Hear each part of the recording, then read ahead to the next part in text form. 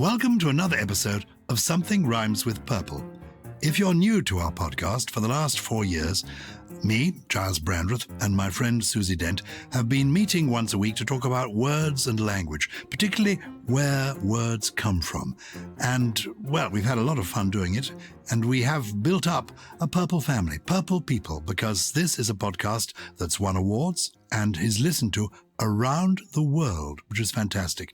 I'm in London, England. Susie Dent, where are you today? I'm in the same place as always. You recognise the fish painting behind me. I'm in my study, my nook in Oxford.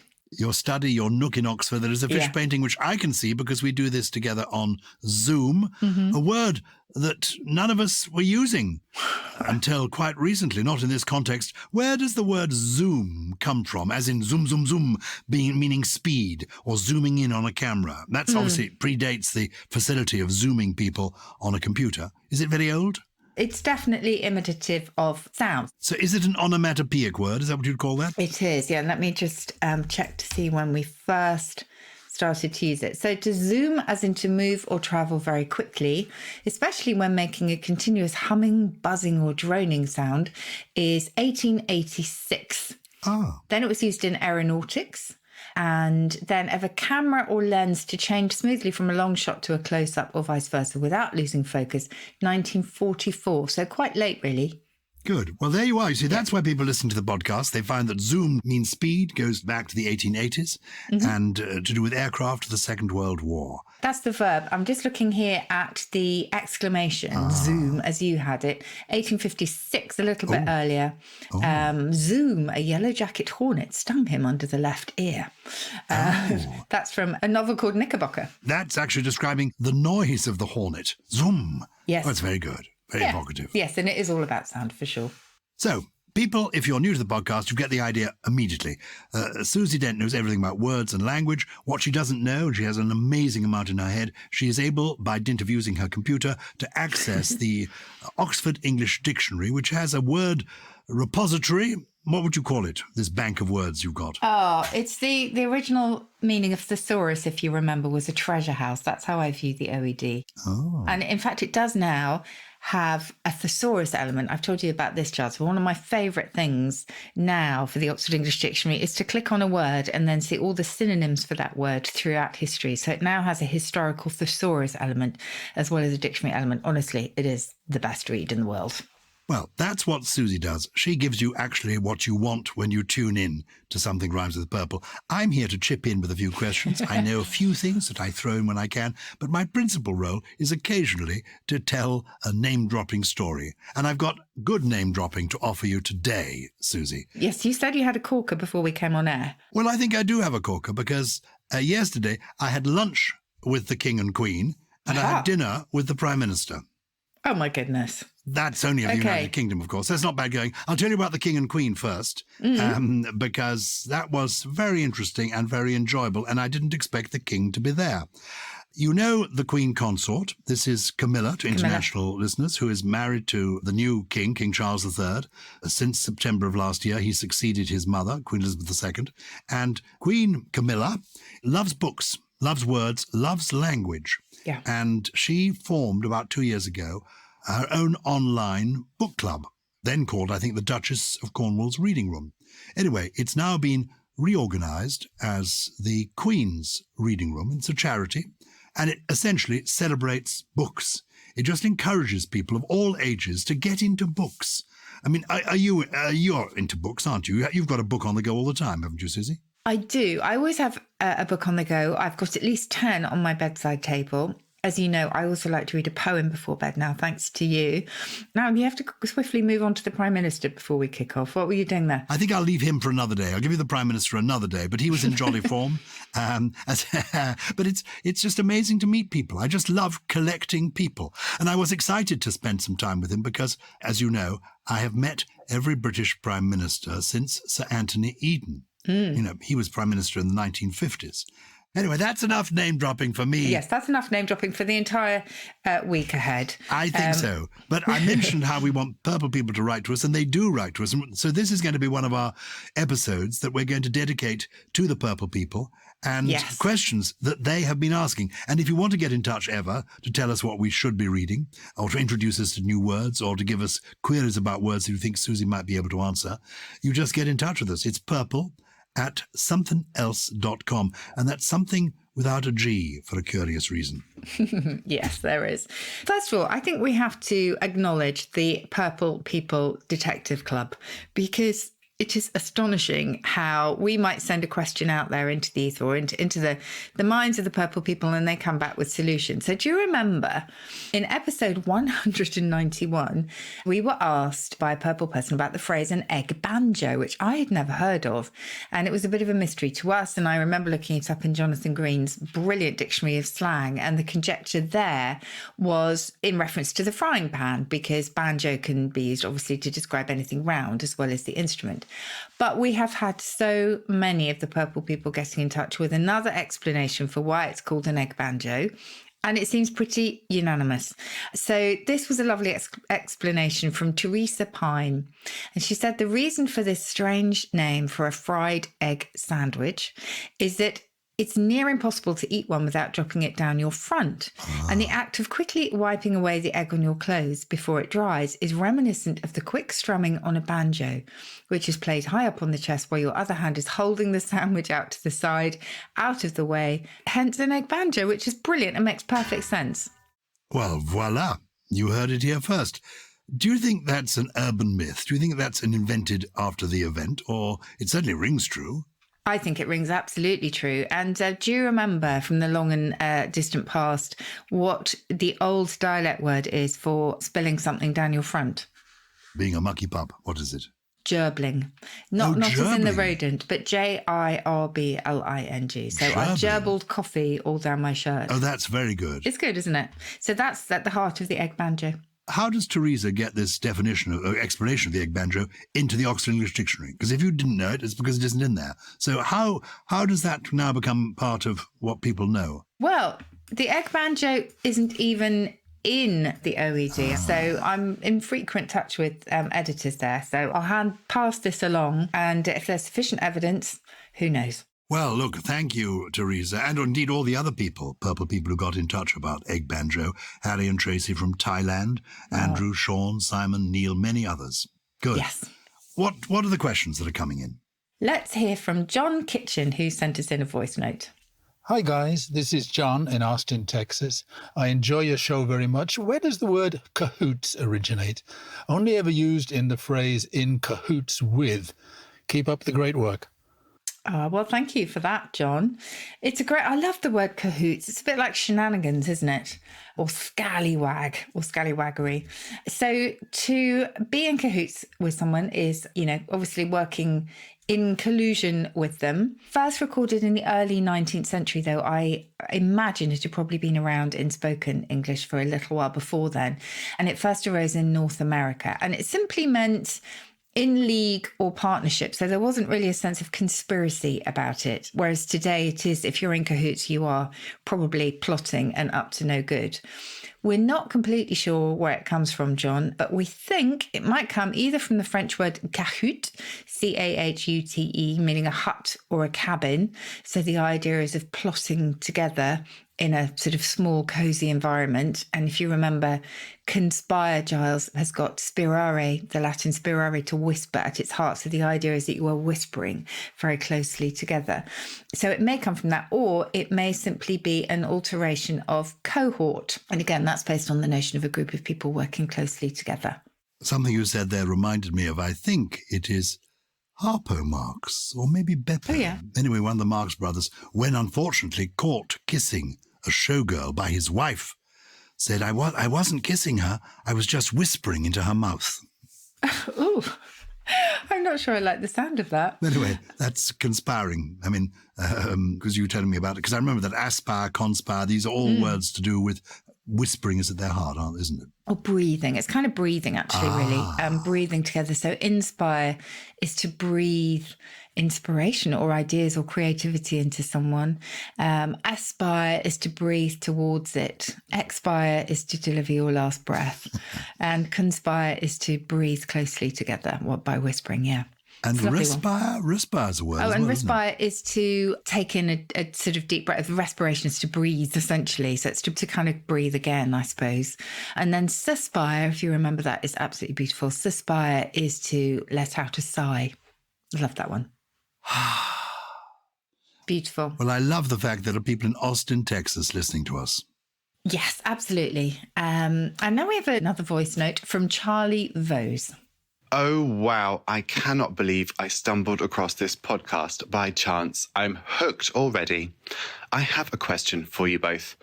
The origins of the word annihilation. I've always found it a peculiar one. Any ideas? Forever now an avid listener. Warmest regards, Charlie.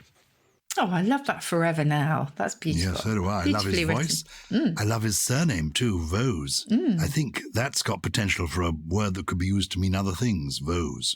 Anyway, don't you feel? It's lovely. It's a four-letter word waiting to do more than be a surname. Now, annihilation.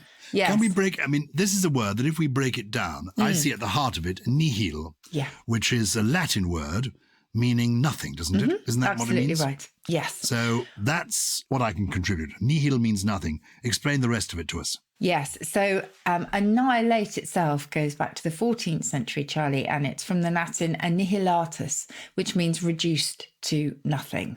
And that really gives you the essence of it. It was then first used as an adjective, meaning destroyed or annulled.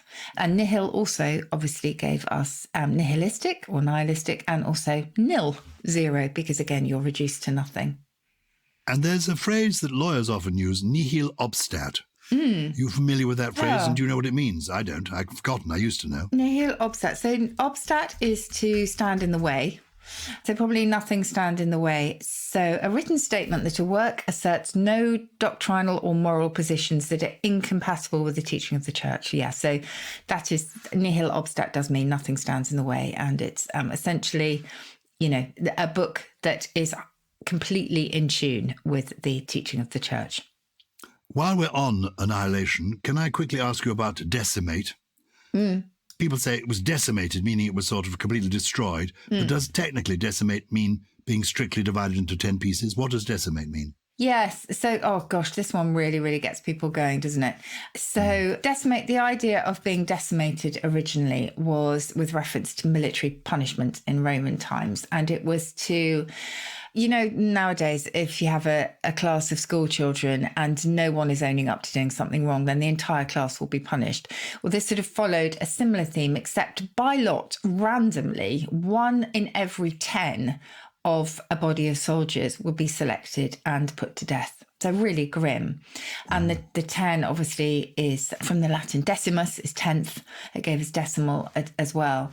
And then from there, it meant more generally to reduce drastically or severely, to destroy, ruin or devastate. And people tend to think, this is such an ugly modernism. It loses the etymology of the word. We're not being faithful to its history. But actually, do you know what? We have been using it to mean to destroy since 1660 at the very latest. So it's a bit like the disinterested and uninterested debate. Actually, we've been having that one for a very long time as well. Likewise, less and fewer and all the biggies.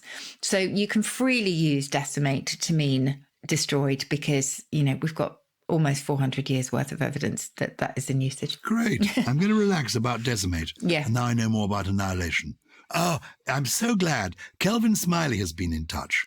I have known people in my time called Smelly, Smellie. And I'm afraid when I was a little boy and there were telephone directories, in my head, I never actually did it. I would look up people called Smelly and I'd phone them and say, "Are you Smelly?" And then put the phone down. I don't think I ever did it, but in my mind, I wanted to do it. That's what you wanted to do. Yeah.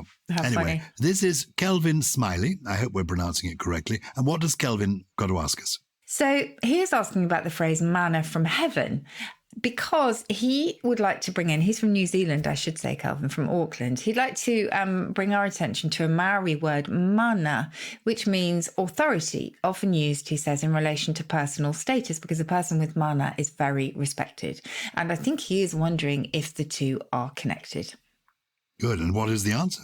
Well, I'll start with manna from heaven. So that begins in the Bible, and it was the sort of spiritual nourishment, especially the Eucharist. And it looks back to food that was given to the Israelites in the wilderness.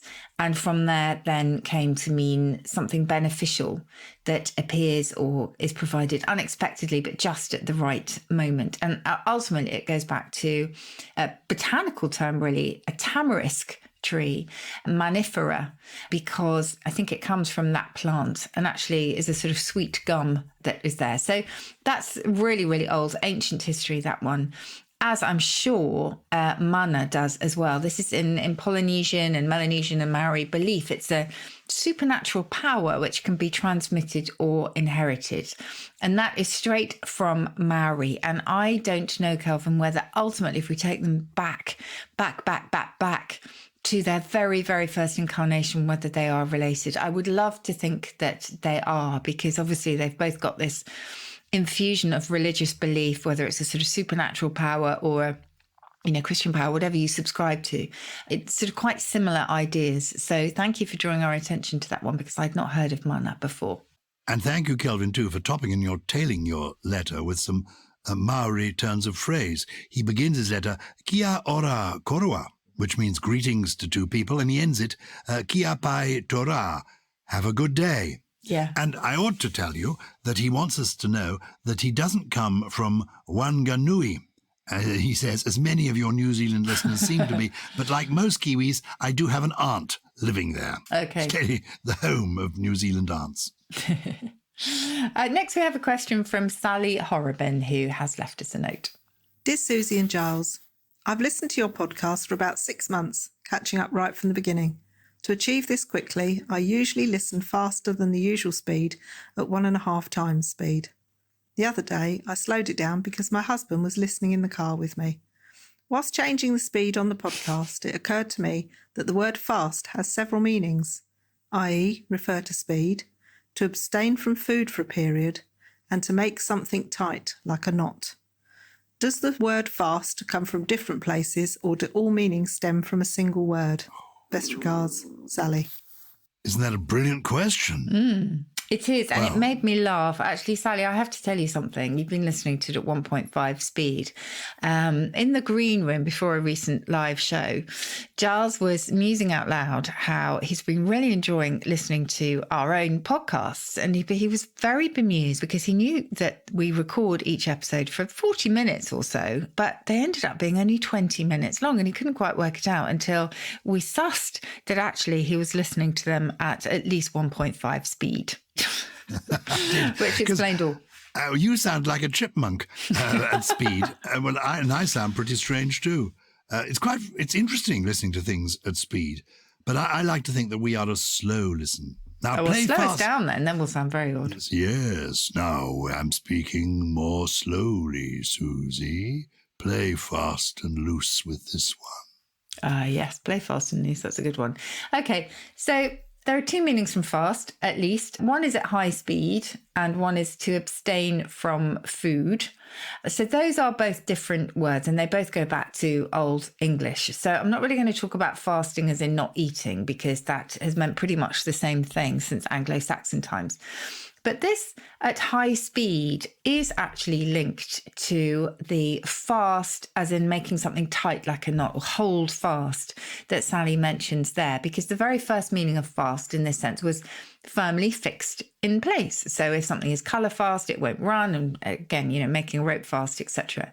So those are absolutely the same thing. And they also gave us the speed sense, because the idea is that if something is holding strongly or vigorously and sort of closely, if you like, then that sort of closely, vigorously almost immediately gave us the idea of rapid movement. And it seems like a complete oxymoron to have something you're just holding fast, in other words, not budging, and then running so fast that it moves at high speed. But actually, it was the vigorous sense, the strength of it that was translated into the idea of speed. But quite a strange journey there. And Gyles, you mentioned fast and loose. Do you know where that one comes from? No, I'd love to know. And why it's loose, why it's fast and loose and not loose and fast. Well, it was an old fairground gambling game. So it involved the player putting a finger into one of the 2 figure-of-8 loops of a twisted belt or rope. So the magician or whatever would make these loops in a belt or a rope, so that when they put their finger in, or the player, whatever, put their finger in the loop, thinking, okay, it's going to tug on my finger when the belt is pulled tight, it just disappeared. And if it was not held or held fast, then the punter lost the money. And the reason it was easy to be hoodwinked in this case is that the person organising the game, the duper, could easily make sure that the loops always came free by twisting them in a particular way. So it was a magic knot that magically, unravelled itself. So that's where we get the expression playing fast and loose. In other words, you think it's going to hold fast, but actually it goes completely loose. And from there, it's the idea of behaving immorally, because you might say that, as I say, the magician was completely bamboozling or hoodwinking the punter. On our 200th episode recently, we did a special programme where we asked the Purple people to submit scenarios which they wanted to know the word for. One of our requests came from Sally Sonics, who asked if there was a word for the residual warmth left over from someone who had previously occupied the seat before you. It might be on a train or a bus. You sit down and it's still got that human warmth. Anyway, we put this out to the Purple people. I know. No, actually, you and I debated whether or not we like it, because that, for me, I find very unpleasant, but you quite like it. I found it quite consoling, yes. All even on a loose together. Seat? No, not on a loose seat. Oh, okay. Please, no. I'm not sure that one should ever sit on a loose seat. I'm a great hoverer. Are you a hoverer? Yeah. I'm really good. It's good for your quads or some part of your anatomy, I think. It is good for your quads, although I'm sure that I read somewhere that actually it's more difficult to evacuate the bladder fully when you're hovering. But I was always taught by my mother to hover as well. And I'm sure I read somewhere that it has everything has its own risks. Why did we get onto that? Anyway. Yes, never want it on a loose seat, that residual warmth. Well, we threw the issue out to the Purple people, and Steve Bradshaw came back with a unwelcome. It's quite good. It's an unwelcome. Yes. Oh, it's an unwelcome. You say, oh dear, I don't really like that. Yeah, I still don't think we've quite sussed it, but thank you to everybody, and thank you, Steve, for that one. Right, now we go on to a question from Addy, who's asking, why is quarry as in prey and quarry as in limestone the same word, and how do they interconnect?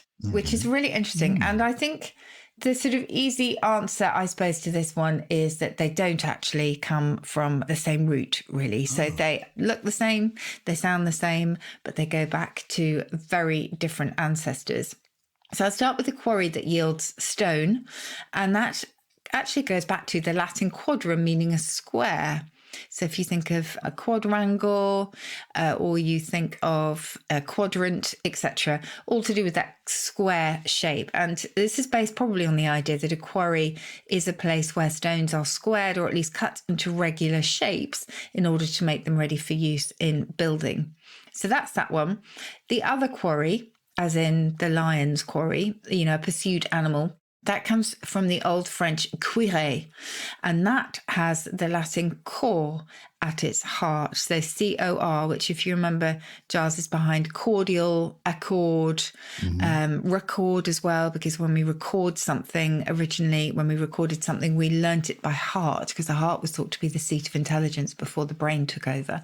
So cor is heart, and you can understand that because in deer hunting, particularly in the Middle Ages, the cuire was the deer's entrails, essentially, not so much the heart, but these entrails were placed on the hide and given as a reward to the hounds. Actually, can the entrails include the heart? Well, I suppose so. Sure. Entrails simply means what's inside, doesn't it? Oh, yes, I'm going to look this up, because I always thought entrails originally were intestines. Look up entrails. But maybe when you're hunting, which I've never done. So this is the core you speak of. It's the same word as the modern French word cœur.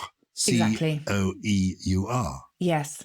So it says in here in the OED that the entrails are the internal organs, the viscera of a person or animal, especially the intestines. But presumably then, if it's the internal organs, it can, very much include the heart or the liver, etc. So that's why it goes back to the Latin heart. So they were placed on the quarry, on the caught animal.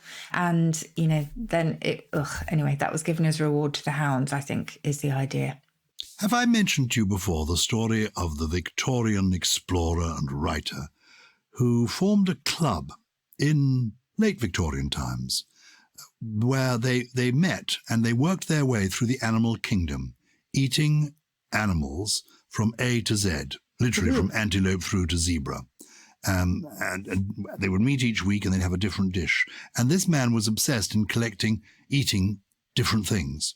And he visited a monastery in northern France where I think they had, in a monstrance on display, a portion of the heart of a French king who had become a saint. And he was being shown around this by the monks, and they said, this is, the holy relic. It's part of the heart of St. Louis, our former king and now our saint. And he looked at it and he got closer to it and saying, "Oh, I've never eaten a king's or saint's human heart before," and popped it into his mouth and ate it. Yeah. Oh, my goodness. It's an extraordinary story. It is. If a purple person knows this story and can give us the details of when this was, who this was, because I've got a faint recollection of it, and I think it's true, but I have not been able to research the facts and dates and figures. So if anybody has got the answer, it's purple@somethingelse.com. Brilliant. Thank you. Right, on to the next one. This is from Daisy Smith. Hello, Gyles and Susie. My name is Daisy, and I am currently studying English literature at university. I'm doing a Shakespeare module, and my tutor raised a question about the difference between love and doting in A Midsummer Night's Dream. I raised a connection between the potions that the characters are given which cause them to dote upon one another, and its possible relation to the word antidote. The term antidote obviously denotes a form of medicine which counteracts a poison, but is there any connection between the dote, as in to be romantically invested in someone, and the dote, the medicine? I love the podcast and I hope you're both doing well. I look forward to hearing from you. Daisy. Thank you so much for that, Daisy. And it's a really good question, and it's not one that I have ever considered before. So it sent me squirreling to the dictionary. Can I go squirreling? That's what I'm going to do anyway. And the answer is we're not completely sure, but they do, again, seem to have different roots. So the doting on someone looks to go back to a Dutch word, doten, which means to be silly. So, when people are thought to be moonstruck, infatuated, they behave in a sort of besotted and slightly foolish fashion. Indeed, the way Titania falls in love with Bottom with the ass's head on. Oh, yes, absolutely. Yes, doting on an ass. Oh. Doting on an ass, bully bottom. Did you know the bully in there is an example, I've told you this before, of how bully was used as an endearment, because it goes back to the Dutch, meaning a lover. So bully bottom was actually an affectionate way of introducing somebody. Anyway. Oh, my lover, my bully bottom. Oh, I like that. Yeah. Anyway, so that's that one. To dote on someone is to be so infatuated that you might end up being a little bit foolish. Whereas an antidote, the dote there, we do know, that goes back to a Greek word meaning to give. So it's something given in opposition to something else, in this case, venom. So the antidote and doting on someone, although they seem to be very much related, don't look to be from the evidence. And as far as antidote is concerned, it also gives me a chance to sneak in one of my favourite etymologies that I've talked about before on the pod, and that is treacle. Treacle, going back to a Greek word, theriakon, meaning a wild animal. And then somehow it shifted to the anti-venom that was given after you had been stung or bitten by a wild animal, and then eventually to the sugary syrup that helped that medicine go down. Isn't a language amazing? Language is amazing. A Midsummer Night's Dream is one of my favourite plays, and it contains 5 words that I often think of almost every day, that originated by Shakespeare. One of my favourite lines, just 5 words. What fools these mortals be. Oh, yes. Is that Puck? Absolutely. Brilliant. I know a bank where the wild thyme grows, where foxgloves and the nodding violet grows. I learnt that one at school. It's just beautiful. Yeah. Okay, we've got time for one quick one more. Yes, we have one more, and this is from Carolyn Collins. Dearest Purple Leaders, good day. Often there are words that I assume are new or originate from our modern world, and then I find a reference to them in an older piece of literature and realize the term is much older than I thought. This happened to me recently while reading Lord Jim by Joseph Conrad. I was quite surprised to find the word avatar used by a character to refer to a ghost-like apparition, I believe. Since the word avatar is used so commonly in the world of video games and movies, I had falsely assumed its origins came from our modern digital world. Do you know the origin of the word? Well, thanks for such a great question, Carolyn. What's the answer? Well, first of all, just before I answer this one, have you ever created an avatar of yourself? These are things that you can do online. There are apps that enable you to do this. Explain to me how it works. Yes. Well, I think you can get avatars in lots and lots of different forms, but you can, for example, on your phone now create what is called a memoji, which is an emoji that you can customize to look like you. And in a way, that's a sort of avatar. It's a likeness of yourself online. And very often they actually do look very similar to the person. Mine doesn't at all. But I'll send you my version so you can check it out. But as Carolyn says, it actually, well, she read it in Joseph Conrad because it actually goes back a very long way. In Hinduism, an avatar was a manifestation of a deity or a released soul that took up a bodily form on earth. So it was thought to be this divine teacher, if you like, that had experienced the other world and came back to teach the mortals. And from there, it came to mean the embodiment or manifestation of an idea as well as a person. And it therefore seemed probably quite logical in more recent times to talk about, a manifestation online. And the first example of that is from 2008 as a graphical representation of a person or character, particularly in a computer-generated environment. But that was when it was added to the OED, but the first record we have of that is from 1986. As to where it comes from, it's Sanskrit. I mentioned it was in Hindu mythology. And avatara means descent because it was somebody who descended from the heavens to the earth in an incarnate form. Gosh. Well, thank you, Carolyn. And I'm impressed that Carolyn is reading Conrad because Conrad once was hugely popular. 120 years ago, he was reckoned to be as good as Thomas Hardy and as well read, as widely read as Thomas Hardy. And he was Polish by birth. And so English was his second language, yet he wrote in English. It's years since I've got several Thomas Hardy novels on the shelves, but have you ever read one? Joseph Conrad, I have. I would say he was darker than Thomas Hardy. The Secret Agent is quite dark, isn't it? Well, I think Thomas Hardy's dark enough. Okay. And then what's the one that was aboard the ship? Well, a lot of them were aboard a ship because he was a master mariner. He was, wasn't he? Yeah. The Mirror of the Sea, The Arrows of Gold, I don't know, The Rescue. Okay. Famous ones, The Secret Agent, Nostromo. That's it. That's what I was thinking of. Is that the one? Yes. Yeah. But thank you so much, everybody, for sending all of those brilliant questions in. I was saying to Gyles just before we started recording that these are my favourite episodes because I absolutely love being sent off in all directions and often scurrying in the pages of the dictionary. So thank you so much. And now I think it's time for my trio, if you can bear it, Gyles. Bear it. I wait for this. It's my favourite moment where you give us 3 words that we may not be familiar with, but ought to be. Go for it. So we have heard of the word incompatible, and we have heard of somebody who is incompetent. But if you sort of put those two together, you get a very old word, incompatible. And it means not within the range of someone's ability. In other words, it can be used to describe somebody who is not particularly competent in what they think they can do. In other words, it's way above what they're able to do. I just quite like the fact that we brought 2 things together and produced a new one and have been doing that for centuries. You and I might recognise this one, Gyles, if you won't mind me saying this. This is the paracme or paracme, P-A-R-A-C-M-E. So you'll know the acme of something is the sort of, the highest point, isn't it? Yeah. If you're past it, and thank you. This is why it's applying to us. Charming. It's the point at which one's... I feel I'm reaching my okay, acme. good. Well, it's the point at which one's prime is past. I will only apply that one to myself in that case. Apparently. Do you honestly feel your prime is No, past? I don't actually. No, I think you're on the upward slope. I feel so myself. I mean, when I was a teenager, acne bedeviled me. And now I'm in my 70s. I'm looking forward to achieving the acme Excellent. of my life in 10, 15, 20 years' time. Good grief. The zenith awaits. I like that.